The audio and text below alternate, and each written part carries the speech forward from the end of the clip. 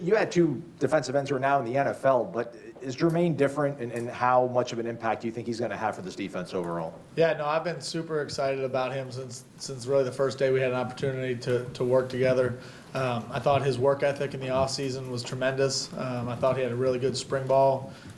Just the day-to-day physicality and the attitude that he's brought to our defense has been a positive. And he's had a really good camp. You know, he brings an element of physicality and speed, and you know, having that combination is certainly a strength at that spot. So I'm excited to see the way that this plays out and what he has in his future. But I've been really pleased with Jermaine and certainly glad that he's here. Hello. How close was the kicking competition between Ryan and Parker? And I guess ultimately, what distinguished Ryan to get the week one start here? Sure. You know, I thought it was a really good competition, and you know, we came out of spring feeling it was a 50-50 battle. You know, camp started that way as well. You know, I think the thing that separated Ryan a little bit was he was just very consistent throughout the whole course of camp. And Coach does a good job of putting our kickers in challenging situations. We finish a lot of our practices with a game-winning kick scenario, and Ryan did just a fantastic job in those scenarios. So I think just from a consistency and just from his approach to the day-to-day work, he did an excellent job, and I'm excited about him and have a ton of confidence in what he's going to be able to bring this year. JP, we got the depth chart early this week, and it has Travis Jay listed as a starter on punt returns and also, I think, a co-starter on kick returns. Was there any discussion among the staff about a guy who's a starting cornerback, you know, playing that many different positions, or is he just so adept at that position you have to get him on the field? Well, I mean, it's certainly something that we're aware of, and we do have contingencies on both units for if he's out there in a long drive scenario, you know. So for the punt return game, if there's a longer drive that leads to a punt, we have other guys that we feel really comfortable with going in there. And the same is true on the kickoff return.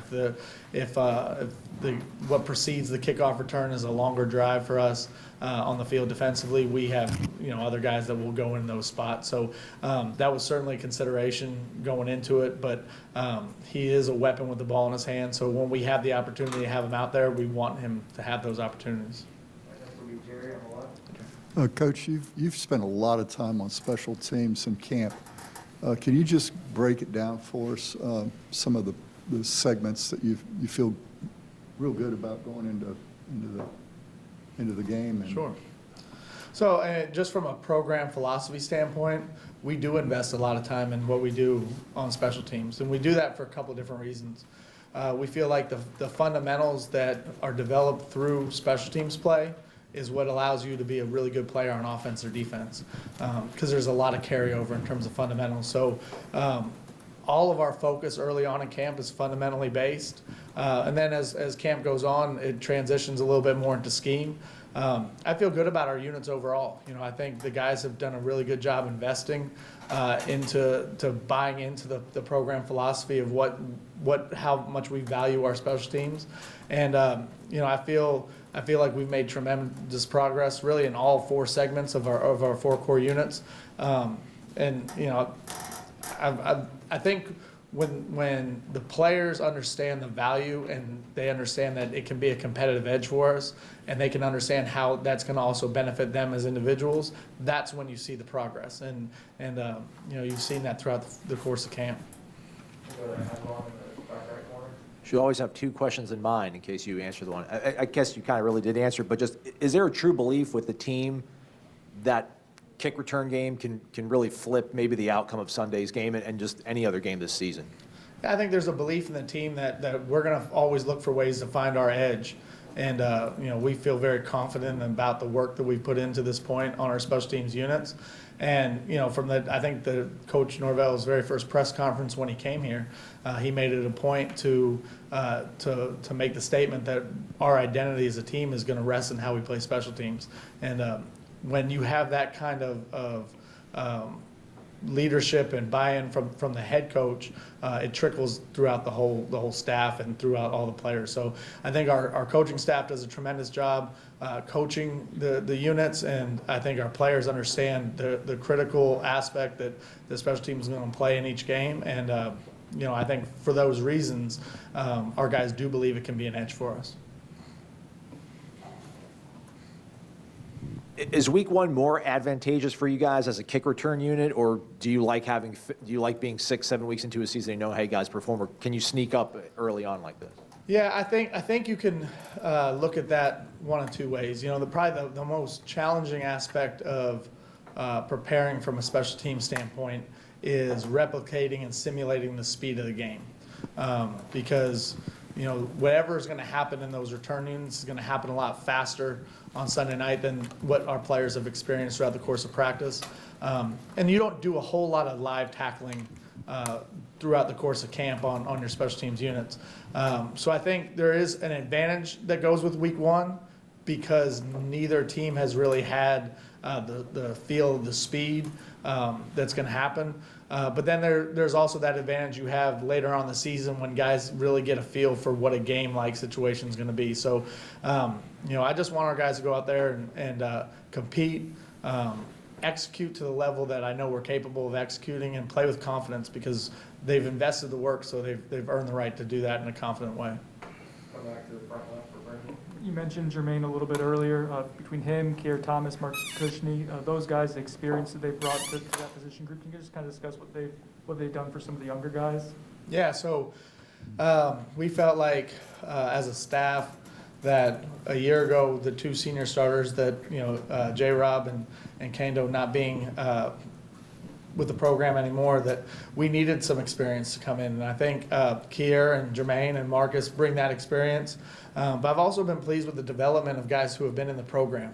I think Derek McClendon, I think Quayshawn Fuller have made progress, have improved as players as from one year to the next. So I feel good about the unit going into the year. I'm certainly glad that we got some veteran some veteran guys in and some experience. But I think overall, just the core group that's coming back, they're all a year better with a year more experience, and I feel a lot better with where we are now than probably where we were going in a year ago.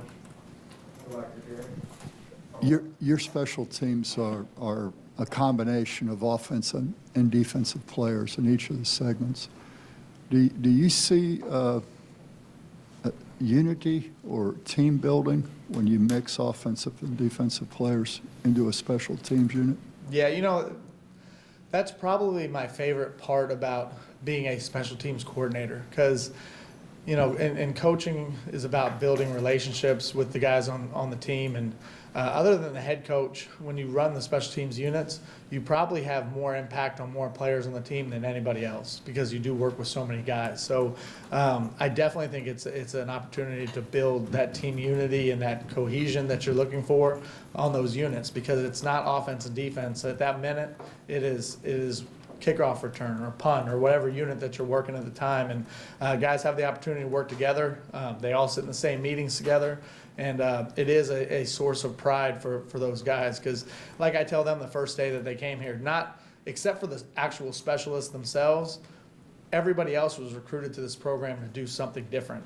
But for that one play and that one play and out mentality that we use on special teams, the most important thing they're doing is what we're asking them to do on special teams. And that buy-in, that team feel that comes with special teams is an important part of building the program the way we want it. All right, last one, we'll go to Chris. Coach Fuller referenced that Patrick Payton and George Wilson could possibly help you guys in some spot duty. Can you just talk about the development of those two young guys and this early in their career here? Yeah, really, I was really pleased with where those young guys were at in terms of their approach when they came in the summer, and then how they were able to compete when it got to fall camp.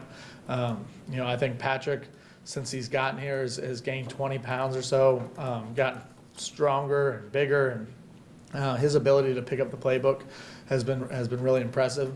And George is a little slighter and needs to continually develop in the weight room and get a little bit bigger, but his speed and athleticism is a weapon. And I think both those guys could have roles to help us out at some point in the year. And I think the way the rules have changed, where you don't have to designate those first couple games as the ones you play in before you have to make that redshirt decision, is really going to benefit those guys. So we're going to let them continue to develop as the year goes on, and then put them in situations where they can have success early on and see where it goes from there. All right, thank you, Coach. Thank you, guys. It's good to be back in person. All right, see you guys.